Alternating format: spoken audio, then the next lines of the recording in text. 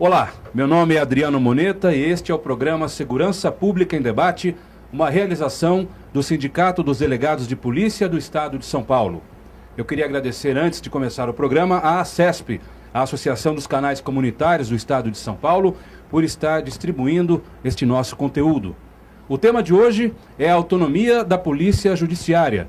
E para começar o debate, eu apresento a vocês agora as nossas convidadas. Diretora da Associação Nacional dos Delegados de Polícia Federal Regional São Paulo, Tânia Fernanda Prado Pereira. Muito obrigada pelo convite e estou muito honrada de estar nesse primeiro episódio aqui. O prazer é todo nosso, viu? Olha. Aliás, a doutora Ivana, que eu vou apresentar agora, a doutora Raquel Galinatti. Continuando a apresentação, vamos lá.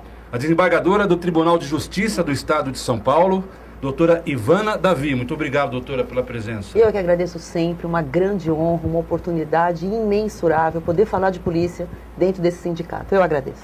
E a nossa presidente, a presidente do Sindicato dos Delegados de Polícia do Estado de São Paulo, a doutora Raquel Kobashi Galinatti. Doutora, o primeiro programa do sindicato, como é que a senhora se sente? É uma grande satisfação. Estamos com convidadas de honra, doutora Ivana Davi, doutora Tânia Prado e o excelente apresentador Adriano Moneta. É uma grande satisfação e que tenhamos um ótimo debate. Aproveitando que a senhora está falando, eu queria já começar a nossa conversa pedindo o seguinte: nem todos os nossos telespectadores são da área jurídica. E o nosso tema, a autonomia da Polícia Judiciária, pode dar a entender que este tema só interessa a quem é da área jurídica, o que seria um erro. Eu queria que a senhora falasse para quem não é da área jurídica, a dona de casa, o trabalhador, o operário que está vendo o nosso programa, por que é importante debater a autonomia da Polícia Judiciária. A autonomia da Polícia Judiciária está diretamente ligada com o exercício da democracia. A Polícia Judiciária, a Polícia Civil, a Polícia Federal é uma polícia de Estado, ela não é uma polícia de governo. Porém, ela está vinculada ao Poder Executivo. Sendo assim, muito se confunde a gerência da Polícia Judiciária ser correlata e ser de responsabilidade do governo.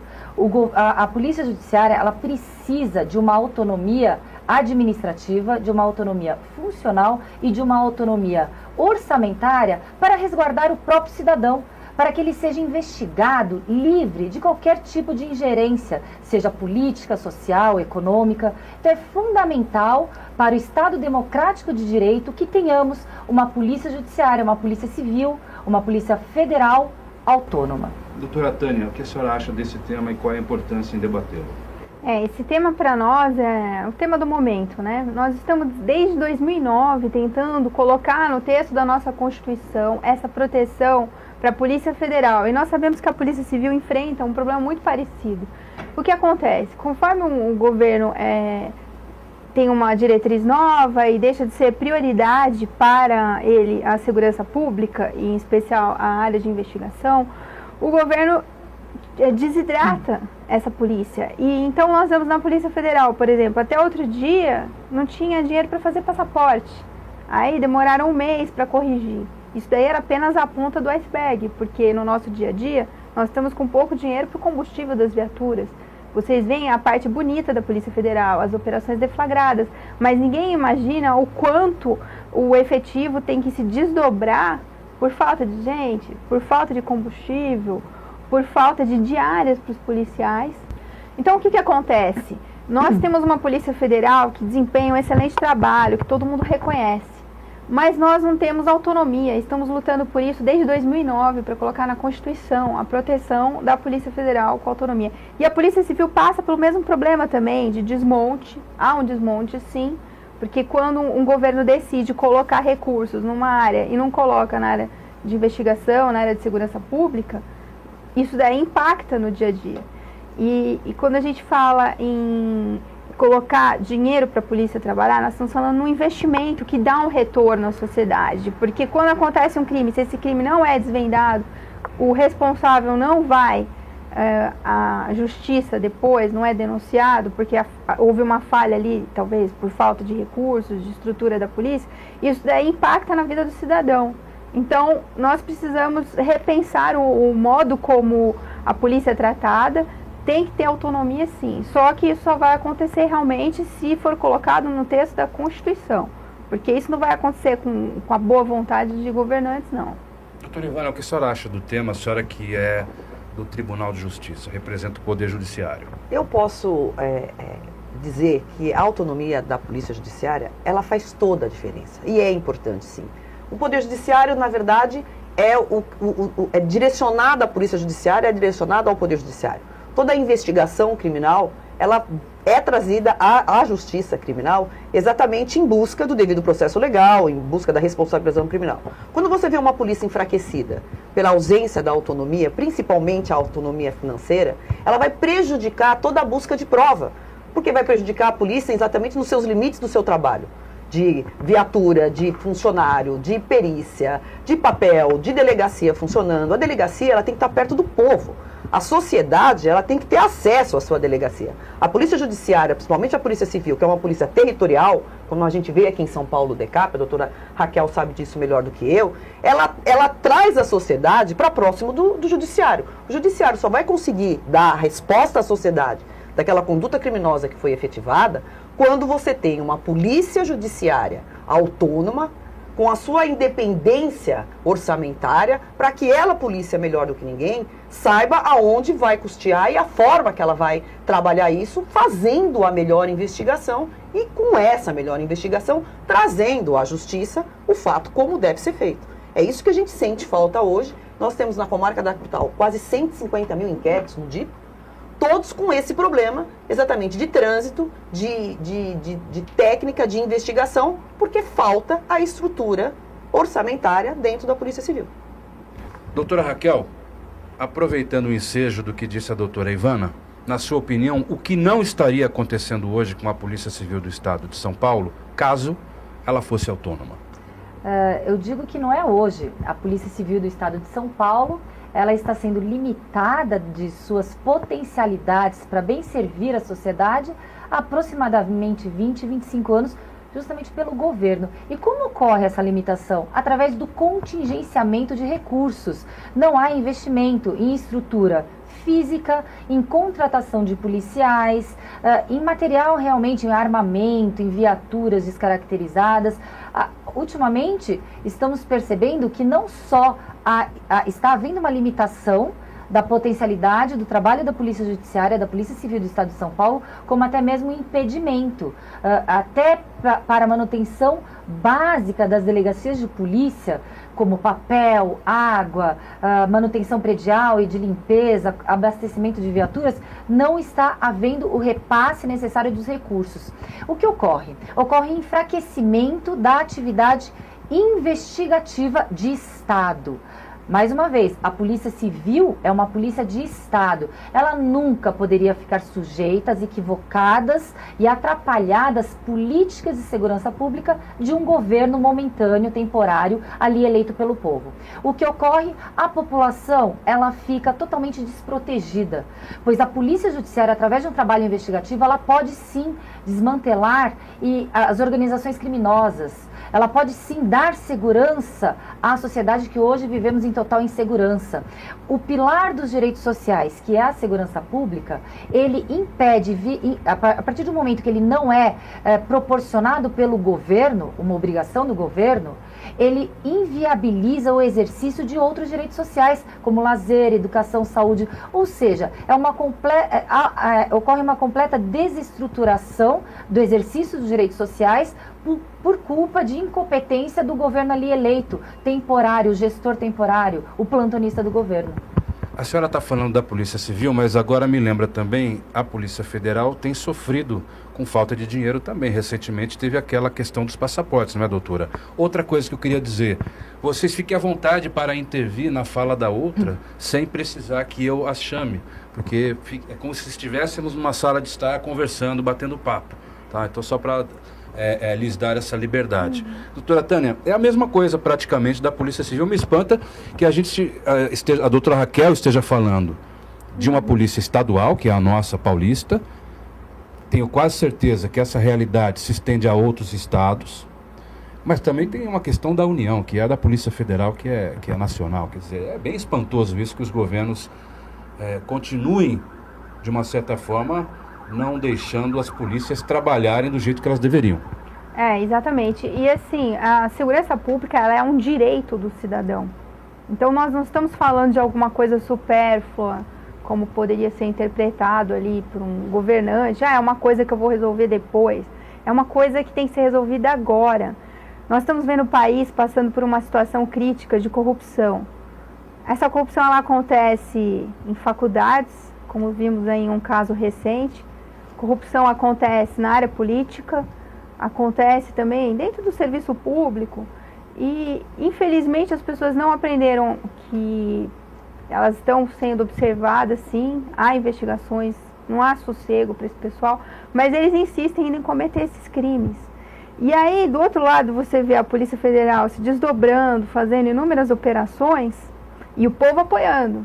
Agora, por que o governante não olha para aquilo lá e fala, não, realmente eu vou investir nisso? Isso é uma coisa... Até filme tem agora, né? Tem filme. Foi realmente um tema, assim, que está sempre em evidência, né? Segurança pública.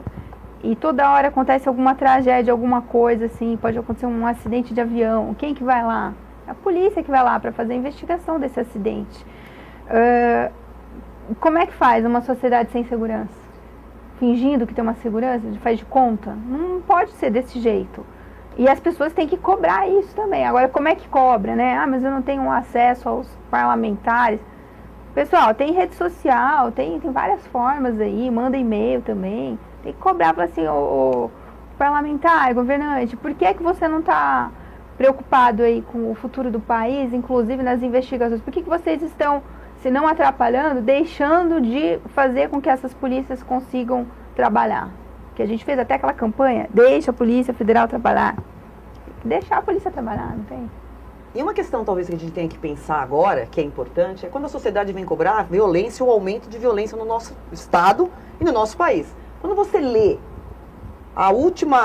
o último índice de violência, de crime contra o patrimônio de 225% a mais, quando você lê, por exemplo, o aumento do índice de tráfico de entorpecente em mais de 200% a mais, tem que se questionar o porquê esse aumento da criminalidade. Talvez seja porque o crime organizado já tenha percebido que a investigação ela é um pouco mais difícil. Claro, porque uma polícia sem a estrutura, sem os mecanismos de tecnologia mais moderno, da inteligência, porque investigação hoje é inteligência. E a Polícia Judiciária, tanto a federal quanto a civil, tem e devem investir em inteligência. As interceptações telefônicas, e no filme a gente vê bem isso, né, doutora? Quando passa uma parte da Operação Lava Jato, a sua primeira fase, e quando aparece exatamente a medida cautelar de escuta telefônica, que foi onde tudo começou. Hoje eu não preciso mais daquele policial perseguindo o indivíduo de carro, campaneando como era antigamente. Hoje, por via digital, por meio digital, você consegue fazer uma perseguição exatamente usando a inteligência artificial. E a polícia tem que investir, e para isso ela precisa de autonomia. E quem sabe como melhor custear as suas necessidades do que a própria polícia? Então, quando a sociedade também vem cobrar o índice de violência, ela podia também questionar por que essa dificuldade da polícia na investigação. Porque também falta essa autonomia. Quem tem que saber aonde vai custear, quais as viaturas que precisa, qual a tecnologia que precisa, qual o tipo de armamento que precisa, é a polícia. Nós temos um exemplo horrível aqui no estado de São Paulo, onde o mau gasto em compra de arma faz com que a polícia ficou durante anos desarmada. Então, essa autonomia, ela atinge, como bem disse as doutoras, todos os pontos. E a sociedade ela tem que estar alerta a isso. Quando você exige, quando acontece um crime, é muito engraçado isso, a primeira coisa que a pessoa vai na imprensa e fala, eu quero a polícia, eu quero justiça. Pois então, tem que querer a autonomia da polícia para que ela traga a justiça, a melhor investigação para que a justiça dê a resposta à sociedade daquela conduta criminosa. É mais ou menos assim que as pessoas deveriam refletir sobre isso e fazer as suas escolhas. Para apresentar esse programa e produzi-lo, eu fiz várias pesquisas na internet e li vários autores a respeito do tema. Encontrei também opositores a essa ideia da polícia ter autonomia. Alguns dizem que que uma polícia não pode ser autônoma porque justamente é um órgão armado, etc. Outros dizem justamente o contrário, que é daí que viria a isenção dela, da polícia, na investigação sem interferência política e afins. Qual é a diferença, e eu sei que a gente não vai poder se aprofundar muito agora, porque já estamos quase encerrando o primeiro bloco, mas para a gente pensar para o próximo bloco, qual é a grande diferença entre a polícia ser autônoma e independente? Tá ok? Eu vou aproveitar então e nesse momento encerrar o primeiro bloco. Este é o programa Segurança Pública em Debate. A gente volta já já, não saia daí.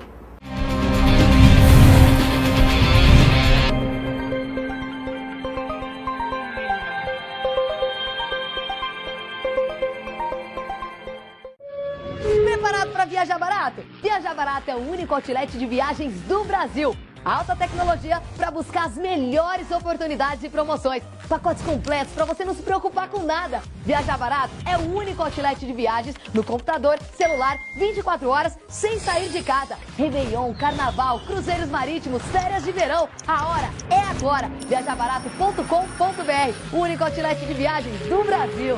Viajar Barato.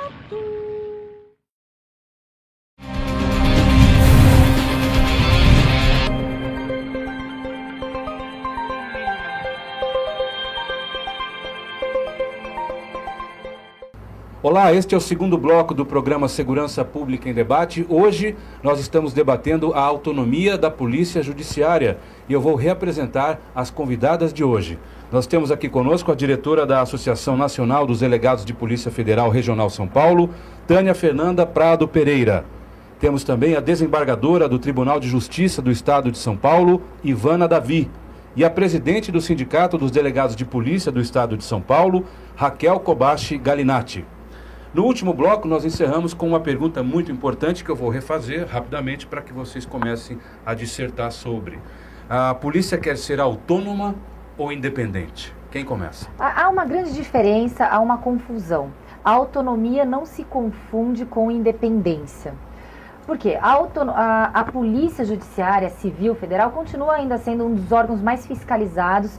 Primeiro que há uma fiscalização externa pelo Ministério Público, há uma fiscalização pelo Poder Judiciário e uma própria fiscalização popular de qualquer um do povo. Existem as corregedorias das polícias.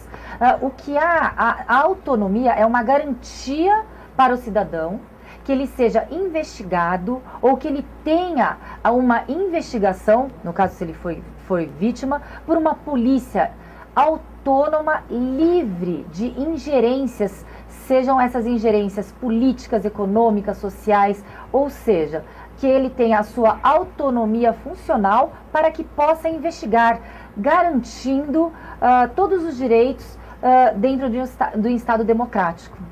Doutora Ivana, o que a senhora acha, doutora Tânia? Eu acho que a autonomia ela é sine qua non. Essa discussão sobre independência, esse medo, entre aspas, de uma polícia independente, eu acho que tem que ficar bem claro que não tem, eu acho que hoje não tem órgão mais policiado do que a própria polícia judiciária, por exemplo. O inquérito policial, ele é todo direcionado ao juiz de direito. Quando ele chega, ele é aforado a um juiz de direito, ao juiz do processo, que vai ser o juiz que vai julgar depois de uma eventual conduta criminosa. Dentro daquele inquérito fala o Ministério Público, fala o defensor, a vítima é ouvida. Quer dizer, é um procedimento onde ele é o procedimento mais democrático que existe. Quando ele se torna uma ação penal, todos os operadores do direito vão participar. Então, e essa autonomia que se coloca, e algumas pessoas até de meio doloso, que é uma palavra bem jurídica, tentam colocar como independente, como se a polícia fosse livre e pudesse fazer o que ela quer, não é isso que se coloca. Óbvio que não é isso, e tem que ficar bem claro aqui. A polícia ela tem que ser independente, nessa palavra da independência, a independência que está no dicionário. Ela tem que ser independência porque a polícia é uma polícia de Estado, nunca uma polícia de governo. A polícia ela tem que ser independente no trabalho dela, naquela promessa que o delegado faz, que eu fiz, de cumprir a lei e a Constituição. Então essa autonomia da polícia dentro da investigação, ela está lá na Constituição Federal. É a Polícia Judiciária que tem a atribuição da Constituição Federal de investigar. E investigar, quando talvez as pessoas confundam essa independência, é de forma autônoma. A Polícia Judiciária é um braço da Justiça. A Polícia Judiciária, há historiadores que discutem isso, que a Polícia Judiciária devia ser ligada ao Poder Judiciário. A Polícia Judiciária, ela é o braço da Justiça Criminal. É dentro do devido inquérito policial que a polícia judiciária vai buscar a prova que vem para o juiz criminal. Aqui em São Paulo, não era, no comecinho de tudo, a polícia judiciária não era ligada à Secretaria de Justiça? Historicamente. Era isso. Muito bem colocado o que a doutora Ivana falou, até porque as instituições de Estado, como o Poder Judiciário, o Ministério Público, agora recentemente a Defensoria Pública, elas têm a autonomia para poder bem servir ao cidadão. Por que essa diferenciação com a Polícia Judiciária Civil e Federal? Então, muito bem colocado o que a doutora Ivana acabou de explicar de forma brilhante, pois é uma garantia ao cidadão uma polícia autônoma em suas independências funcionais. Doutora Tânia, o que a senhora acha dessa questão? Aliás, a PF tem aí uma PEC, não é? 412? 412. E aí tem gente que diz que a PF vai se tornar incontrolável se a PEC for aprovada. Como é que a senhora rebate a esse argumento? Esse receio é de quem acabou olhando de uma maneira superficial para o texto que é proposto. O que diz o texto? Que será feita uma lei complementar que descreverá de que forma acontecerá a autonomia administrativa, funcional e orçamentária, né, da proposta de lei orçamentária da Polícia Federal.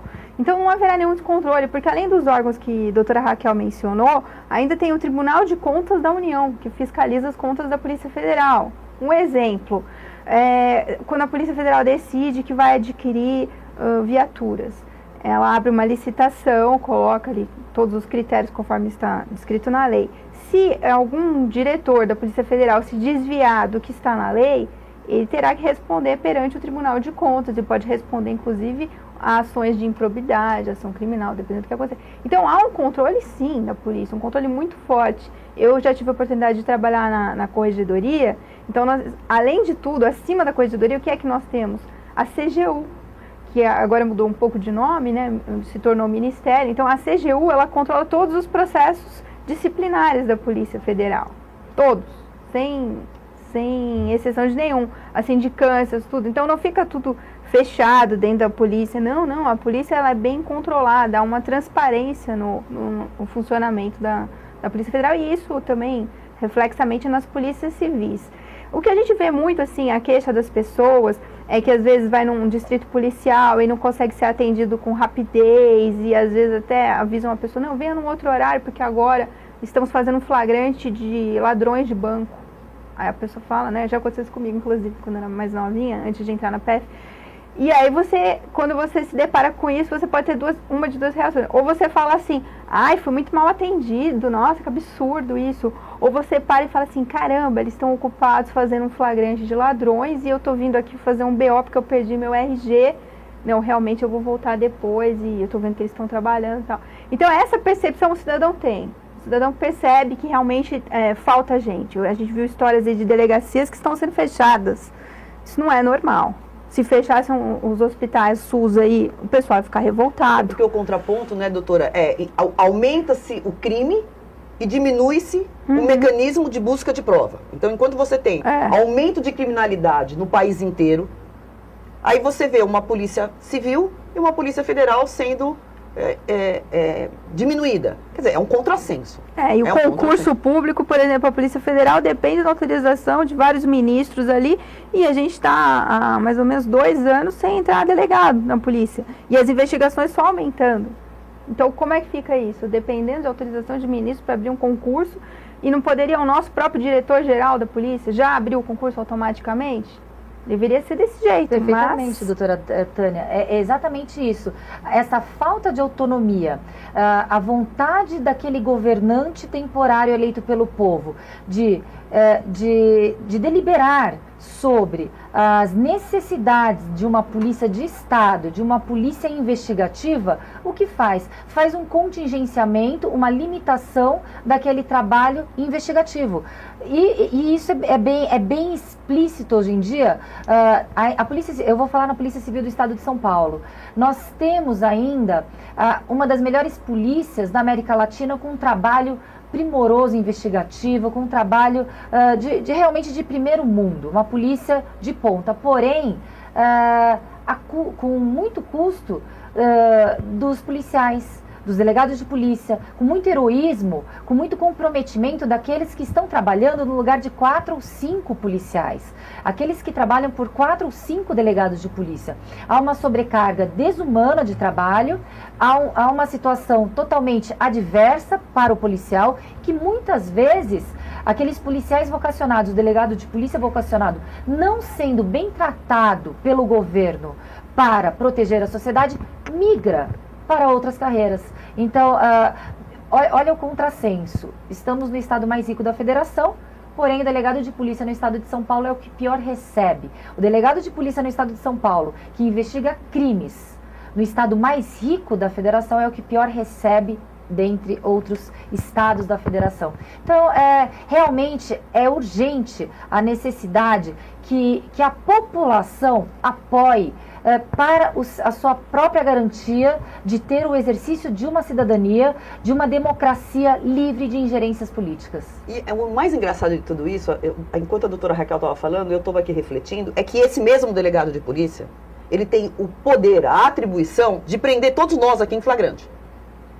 Mas ele não tem para o governo, me parece, a atribuição ou o discernimento de escolher aonde ele vai gastar o dinheiro que é dele administrativo. Quer dizer, eu não sei o que se espera de um ser humano, e isso é uma reflexão absurda. A Constituição Federal dá a esse homem a atribuição, o poder, esse poder entre aspas, de prender em flagrante qualquer cidadão desse país.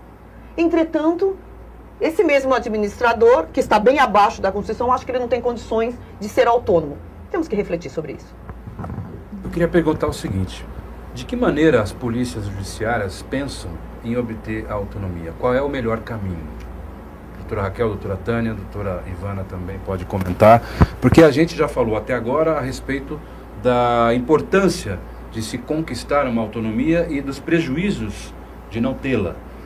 Como consegui-la? Como obtê-la? O que vocês pensam a respeito? A autonomia significa o quê? Se tivéssemos o dirigente... Na Constituição Federal está muito bem claro, no artigo 144, que a Polícia Judiciária, as polícias federais, a Polícia Federal, a Polícia Civil, será dirigida por um delegado de carreira. Não há que se confundir que aquele nomeado secretário de Estado, secretário de Segurança Pública de Estado ou ministro da Justiça dirija as polícias. Ele simplesmente fará as políticas de segurança, até o entrosamento entre as polícias, no caso, Polícia Civil, Polícia Militar, no caso da Polícia Federal, Rodoviária Federal e etc.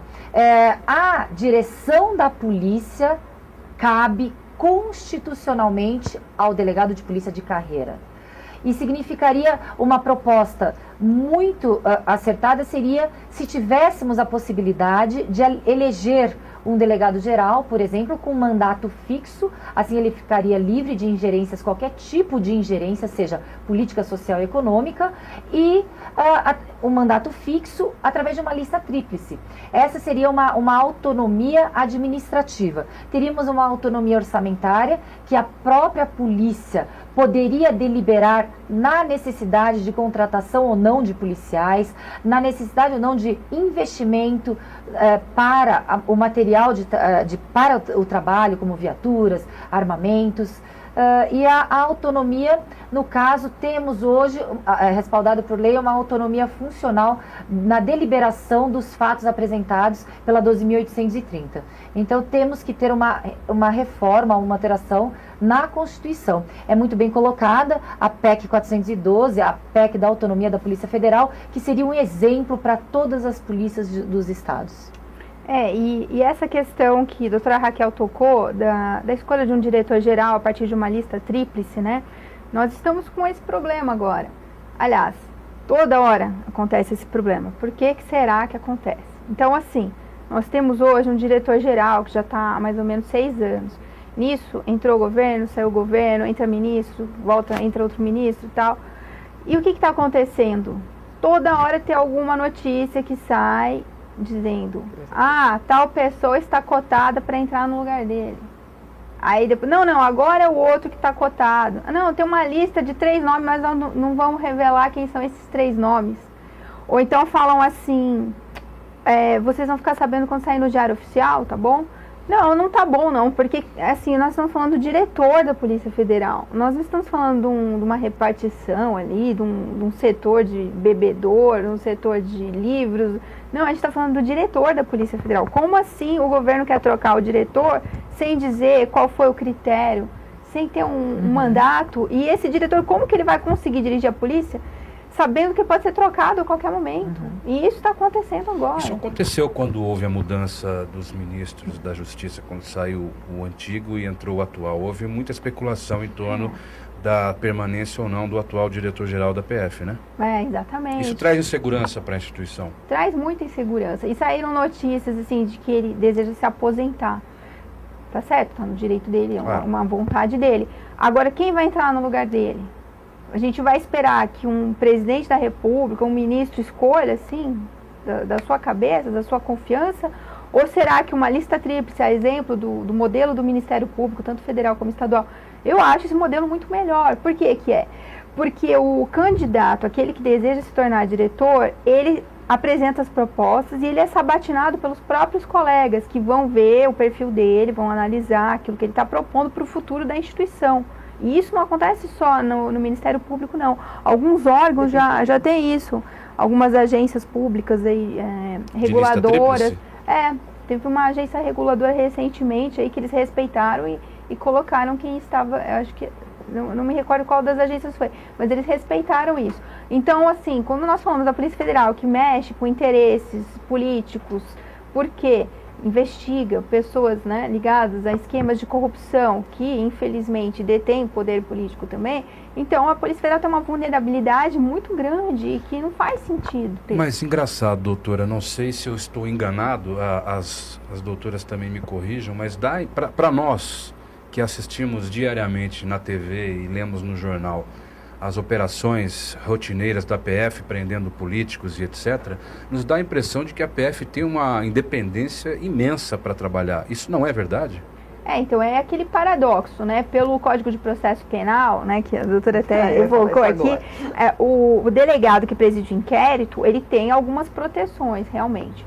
Agora, imagina esse delegado sem equipe. Poucas pessoas sabem, mas no início da Lava Jato, e o filme retrata bem, tinha um delegado ali com uma equipezinha pequena e o caso ali bombando, né?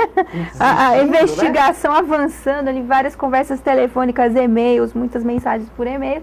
E a equipe daquele tamanhinho, e chegou um ponto que se não houvesse uma blindagem ali da própria instituição, que formou ali um grupo, que aos poucos foi crescendo. A sociedade participando. A imprensa cobrando muito, falando assim, e aí, qual vai ser a próxima fase e tal.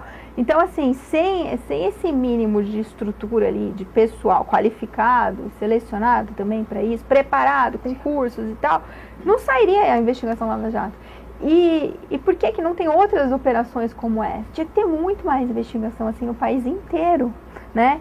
Então isso realmente é um ponto fraco nosso. Então, ao mesmo tempo que temos a investigação, que tem o controle do judiciário do Ministério Público. Mas a senhora acredita que se houvesse autonomia plena da PF, haveria outras operações do mesmo porte no país todo? Com certeza. Inclusive na área estadual? Com certeza, com certeza. Nossa pretensão, a nossa pretensão é clara. Se não estivéssemos limitados e agora talvez até impedidos de trabalhar dentro de nossas potencialidades, nossa pretensão é clara. Gostaríamos sim de dar início a uma Lava Jato no âmbito do Estado. Mas a quem interessa uma polícia enfraquecida, se não ao próprio crime organizado? E no caso, essas investigações, o fortalecimento da polícia judiciária poderia dar ensejo também a investigações contra crimes do colarinho branco. É muito importante, na nossa conversa, nós estávamos falando, é muito importante esclarecer à população que o fortalecimento da polícia judiciária é uma garantia para o cidadão que ele tenha o Estado democrático de direito em o seu sentido mais amplo sendo exercido. É uma garantia que o protagonismo da Polícia Federal mesmo, ele é evidente no processo agora da atual mudança, de desconstrução dessa atual corrupção, esse sistema político que nós não mais aceitamos. O protagonismo da Polícia Federal é iniciarmos essa mudança de paradigmas no Brasil. Sabe, Adriana, é engraçado quando se fala em democracia, e a democracia, nós brasileiros, nós temos que aprender a viver com a democracia. Porque a democracia exige custo do cidadão. O cidadão tem que escolher. E às vezes você vê as pessoas falando assim, nossa, mas eu vou ter que votar? Daí dá vontade de falar, graças a Deus que você vai ter que votar. Você vive numa democracia e nós temos que escolher. E aí você vê esse endurecimento por parte das polícias no votar, no escolher o seu dirigente. Em qualquer lugar do mundo existe isso, em qualquer ramo do direito existe isso. O Ministério Público escolhe, o Poder Judiciário escolhe seu presidente pelos 360 desembargadores. Hoje existe uma luta altíssima, por exemplo, dentro dos juízes, são quase 17 mil juízes no nosso país, para que os juízes de primeiro grau votem para o seu presidente.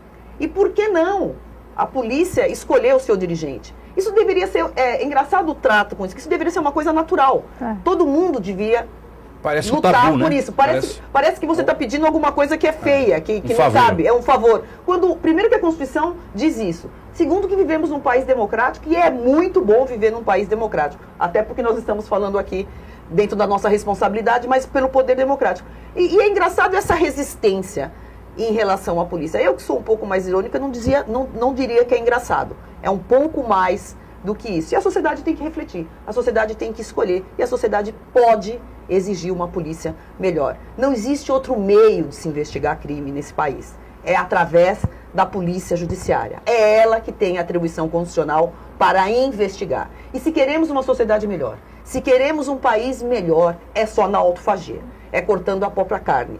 E o mecanismo chama-se polícia judiciária. É através dela que você vai buscar os autores de condutas criminosas, ou pelo menos condutas que não sejam aquelas determinadas pela lei. Muito bem, vou encerrar agora o segundo bloco do programa de hoje. Segurança Pública em Debate está debatendo a autonomia da Polícia Judiciária. Daqui a pouco a gente volta, não saia daí.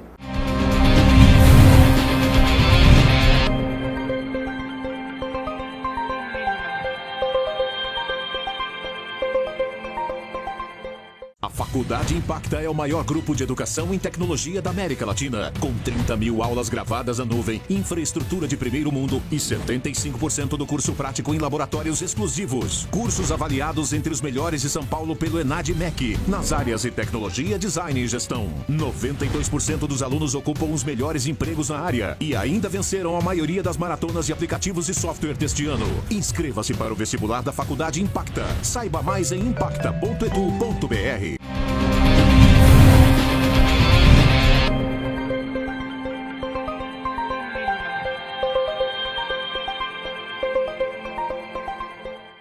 Olá, este é o terceiro e último bloco do programa de hoje, Segurança Pública em Debate. Nós estamos falando sobre a autonomia da Polícia Judiciária. Eu queria começar esse último bloco, com a senhora, doutora Tânia, perguntando o seguinte: quais seriam os reflexos de uma eventual aprovação da PEC 412, justamente na Operação Lava Jato, de que a senhora falava no bloco passado? Certo. A Operação Lava Jato tem várias fases, é um sucesso de operação, porque ela conseguiu avançar o que outras operações, infelizmente, não tinham conseguido. Então, assim, a autonomia, qual seria o efeito imediato? Nós teríamos mais condições de trabalho. Essa que é a grande questão. O que é isso, condição de trabalho, né? Parece um conceito abstrato. Não é. Falta gente, falta concurso, falta preparação também, porque para um delegado, um agente, um escrivão, um perito também, para conseguirem chegar num ponto de conhecimento que chegou esse pessoal de Curitiba e agora estamos vendo no Rio de Janeiro, um pouco também aqui em São Paulo, e com reflexos também já no Nordeste, que a gente percebeu na Bahia e tal, para chegar nesse nível, existe toda uma base, então não é do momento para o outro que isso acontece. Então, com autonomia, nossa, a Polícia Federal deixa de ser aquele fusquinha que está indo bonitinho andando lá, se tornaria uma Ferrari, que a gente fala brincando isso. Falta a Ferrari, falta conseguir colocar a Polícia Federal no patamar que ela merece mesmo. Então, assim, não é... Parece até que eu sou suspeita por trabalhar lá dentro. Assim, eu tenho muito orgulho de ver os colegas, a dedicação deles. Só que essa dedicação tem limite. Uma hora a pessoa chega num problema de saúde, porque está estafada, porque está trabalhando demais. Isso está acontecendo, a gente vê isso. É uma realidade. Tem colegas ali que não estão conseguindo nem dormir, de tanto trabalho que tem. E assim, e você fala, quando vai abrir o concurso? Ah, não sei quando vai abrir o concurso. E aí eu pergunto, por que não está abrindo o concurso para a Polícia Federal e abrem para outras carreiras aí? E para a Polícia Federal esqueceram de abrir o concurso, a gente pede, não abre. Então, assim, com a autonomia, isso daí não teria esse problema, essa preocupação. A gente poderia se concentrar no nosso trabalho, sem ter que ficar enxugando o gelo de outras áreas. Agora, né? uma pergunta, será que esse contingenciamento, não sei como chamar adequadamente, porém, essa situação, ela se dá por causa da Operação Lava Jato? Será que lá embaixo do pano, vamos diminuir um pouco os recursos para essa polícia que está fazendo muito bem o seu papel na questão da Lava Jato, prendendo todo mundo? Será que tem isso ou não?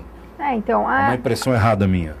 Há um pouco disso, sim, porque a gente observa que mais ou menos em 2003 até 2006, os investimentos na Polícia Federal estavam aumentando. E até o governo tinha um certo orgulho ali de mostrar, olha, a Polícia Federal está fazendo tal coisa e tal. A partir do mensalão, aí a gente já começou a ver, a roda começou a pegar. A gente começou a sentir que realmente ali já foram fechando um pouco ali um recurso aqui, cortando alguma coisa. Depois melhorou um pouquinho e tal, e aí de novo a gente teve essa sensação, sim, e até fizemos alguns estudos, alguns levantamentos dos investimentos na Polícia Federal, do concurso, como que foi o ingresso de pessoal, e realmente a gente sente essa diferença, sim. Tanto é que a gente tem agora 600 cargos vagos de delegado de Polícia Federal no país inteiro. É um número muito alto. Expressivo. Então, realmente, eu gostaria de dizer assim, com certeza, não tem nada a ver a Lava Jato com isso, com impacto e tal. Mas a gente não sente a boa vontade que deveria ter. Deveria ser automático, não, vamos abrir concurso aqui, verba para tal coisa. Poxa, do passaporte demorou um mês para liberar o dinheiro. Isso é o passaporte que faz, depende, né, do passaporte para a pessoa poder viajar. Então, eu acho que não é uma coisa, não é por acaso, não é uma coincidência, não. E assim, é muito bem colocado, esse bate-papo ele é muito oportuno, porque a atual conjuntura sociopolítica do Brasil, nós estamos, os fatos estão evidenciados que o protagonismo para que a gente altere esse paradigma de não aceitarmos mais de forma condescendente a corrupção enraizada no sistema político, o protagonismo da Polícia Federal. Uma polícia que seguiu e segue a Constituição, a lei, e que é o único órgão dessas operações agora, a Lava Jato, que está imune de críticas.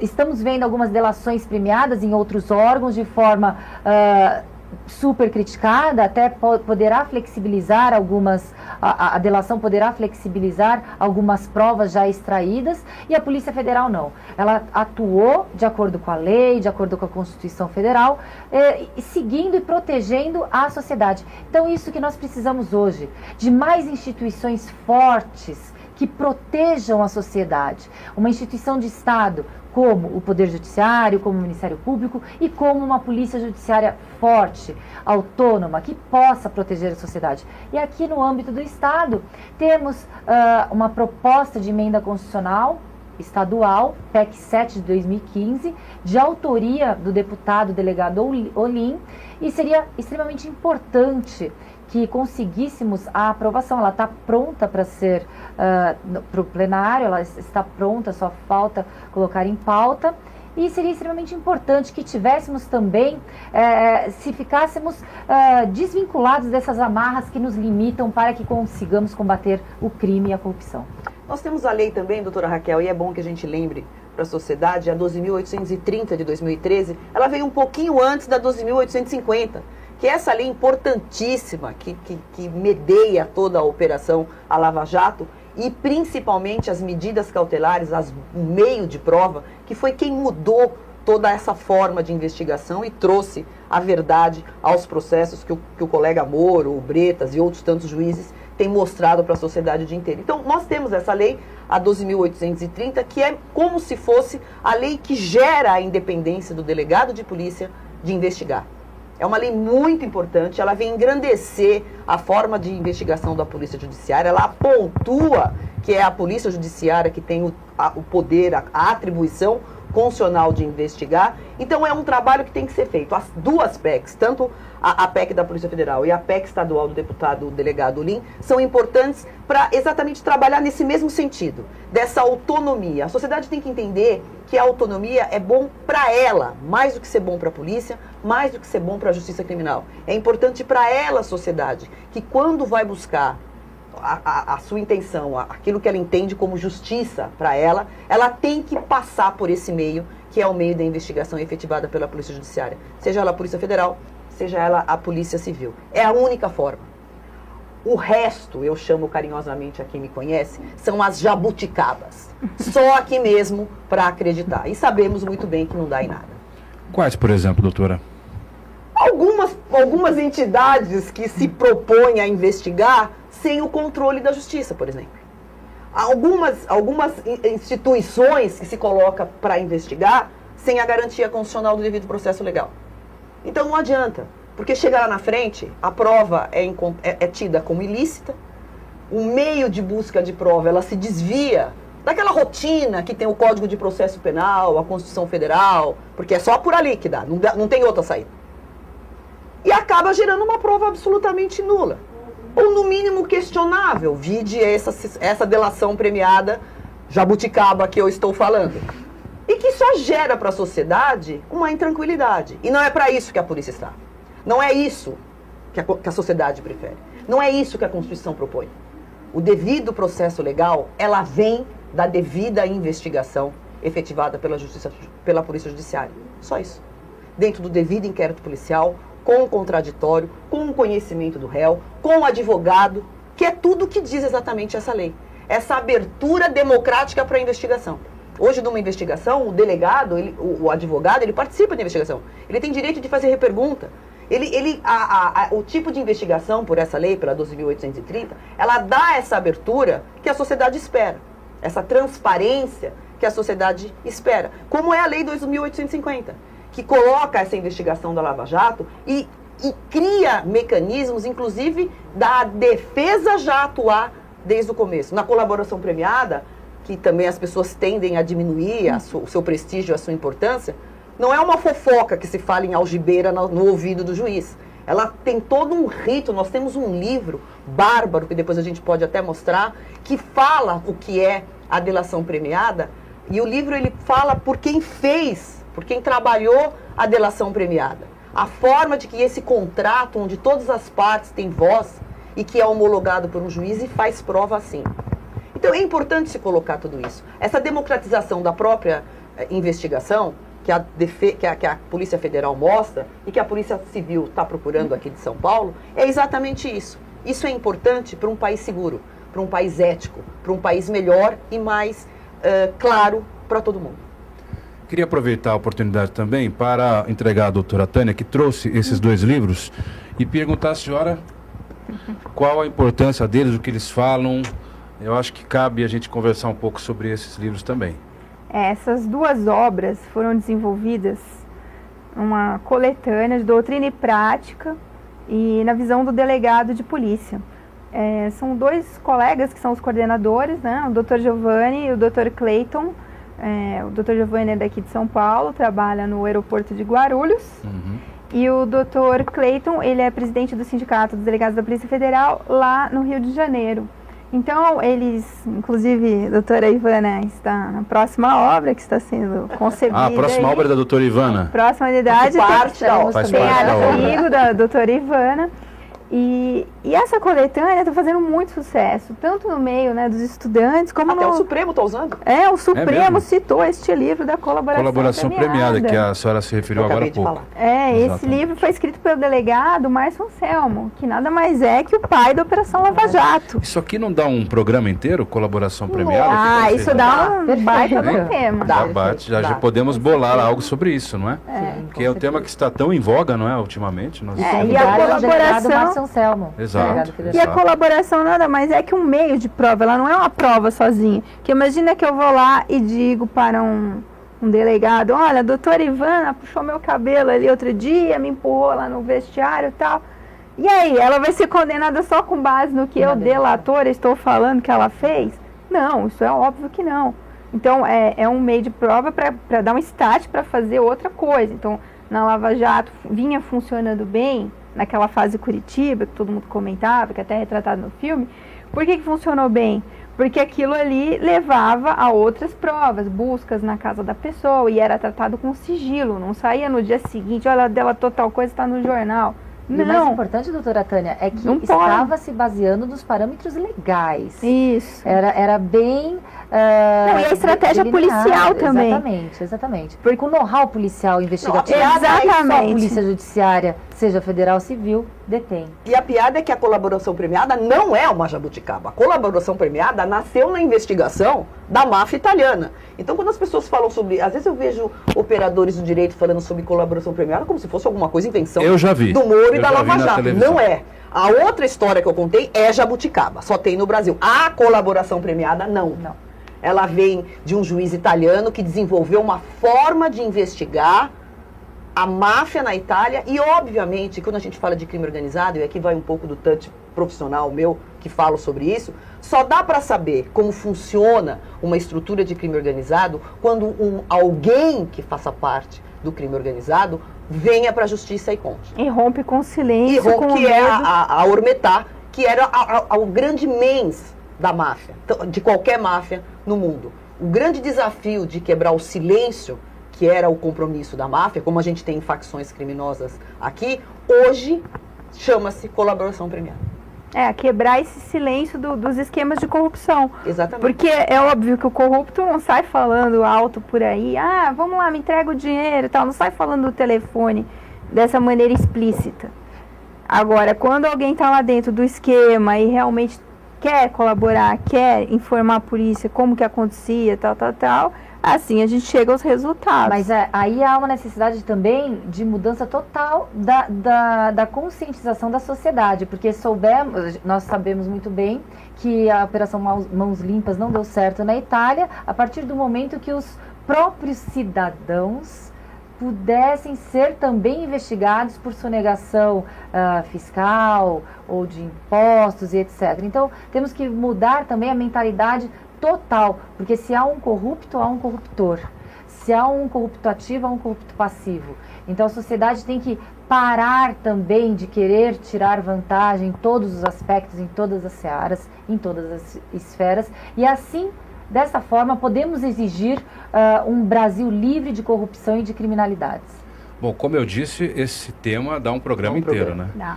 Porque eu tenho tanta pergunta para fazer, mas eu vou me segurar, porque a gente já está, acho que do meio para o fim do terceiro e último bloco. Então, por isso eu peço a vocês o seguinte, vamos tentar fechar o pensamento.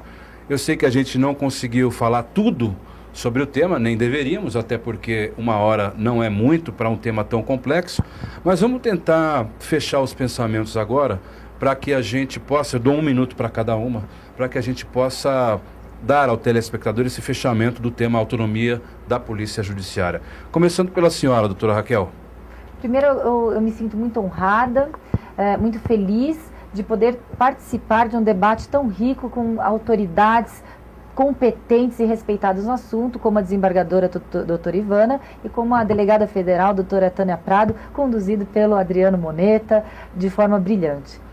É importante que a sociedade saiba que a autonomia das polícias, que a autonomia da Polícia Judiciária, federal, civil, é importante para que a própria sociedade esteja protegida em seus direitos e garantias individuais, que ela possa ser investigada por um delegado de polícia que não fique vulnerável a ingerências políticas, governamentais e de qualquer esfera. E ingerência, no que eu digo, no fato de contingenciar o poder investigativo, de limitar o trabalho da investigação, no caso, com policiais, com armamentos, com equipamentos.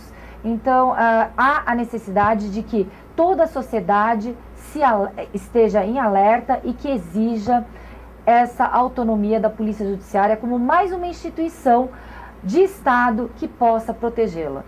Ficaríamos muito vulneráveis também se tivéssemos só uma ou duas instituições dentro do Estado democrático de direito forte para nos proteger. Existe o Poder Judiciário, o Ministério Público, recentemente a Defensoria Pública, e queremos que a Polícia Judiciária não sofra esse preconceito. Doutora Tânia. Então, nós estamos passando por um momento de transformação do país, eu não tenho dúvida disso. Muitas vezes as pessoas ficam impacientes, por que é que ainda não parou, não estancou a corrupção? É porque isso é um processo longo. E agora, para conseguir fazer face a tudo isso que está acontecendo, que a gente vê, que deflagraram aqui outro dia lá, encontraram mala com 51 milhões, e a Lava Jato está aí há 3 anos e o sujeito continuou praticando crimes, etc, etc. Então, como que a gente faz para acessar isso daí? A gente tem que fortalecer a Polícia Judiciária. E aí, dentro desse escudo da Polícia Judiciária, a gente tem a Polícia Civil e a Polícia Federal. A gente quer ver operações da Lava Jato estaduais também. Não adianta só a federal em algum lugar em Brasília, em algum lugar lá em Curitiba, escondidinho ali, talvez algum lugar do Nordeste, São Paulo. Não, a gente quer ver o país inteiro ser passado a limpo. Eu tenho certeza, eu tenho essa percepção. Agora, como que isso vai ser feito? Vai ser de um momento ao outro com a boa vontade de algum governante? Eu dei autonomia aqui hoje, amanhã eu estou tirando autonomia, não sei o quê. Não, isso aí tem que estar na Constituição, que é a nossa lei maior. A gente tem que colocar isso, tem que fortalecer as polícias judiciárias. Então, o que eu coloco aqui é a reflexão. O pessoal quer que o país melhore, quer que o país mude. Então, uma das ferramentas que nós estamos passando é essa, fortalecer a Polícia Judiciária. Doutora Ivana, encerrando. Eu agradeço a oportunidade, para mim é sempre uma honra e aprendo muito mais nessas oportunidades do que lendo e estudando em meu gabinete. Mas eu quero dizer que as pessoas têm que ter consciência que vivemos tempos de autofagia. A autofagia, ela exige 2 grandes requisitos. A humildade de perceber que está tudo errado e a coragem, que normalmente é de cortar a própria carne. E um dos caminhos para que a gente consiga mudar com ética, liberdade, moralidade e tudo que um país merece, seguro principalmente, um dos caminhos é através da devida investigação das condutas criminosas. E qual é o caminho para a devida investigação? Polícia Judiciária Autônoma. Polícia Judiciária de Estado. É a única forma, é o único mecanismo constitucional, legal, já que o Código de Processo Penal delimita a forma de investigação, de chegarmos ao bom termo e de buscarmos um país melhor para todos nós. As pessoas têm que ter consciência que isso não é bom, nem para mim, nem para as polícias, nem para o Antônio, nem para o José. É bom para toda a sociedade. É um bem maior. É um bem maior. E o tempo é que vai dizer isso. Bem, muito obrigado. O programa Segurança Pública em Debate fica por aqui. Hoje nós discutimos a autonomia da Polícia Judiciária. Quero agradecer a todas vocês, nossas convidadas, doutora Raquel, presidente do Sindipesp. E lembre-se que o programa será disponibilizado em nossas redes sociais, cujos endereços vão aparecer na sua tela. Fique por dentro também das reprises durante a semana. Para isso, acesse o site da TV Guarulhos e confira a grade de programação. E acesse o nosso site também, www.sindipesp.org.br. A você que nos deu o privilégio da sua audiência, o meu muito obrigado e até a próxima.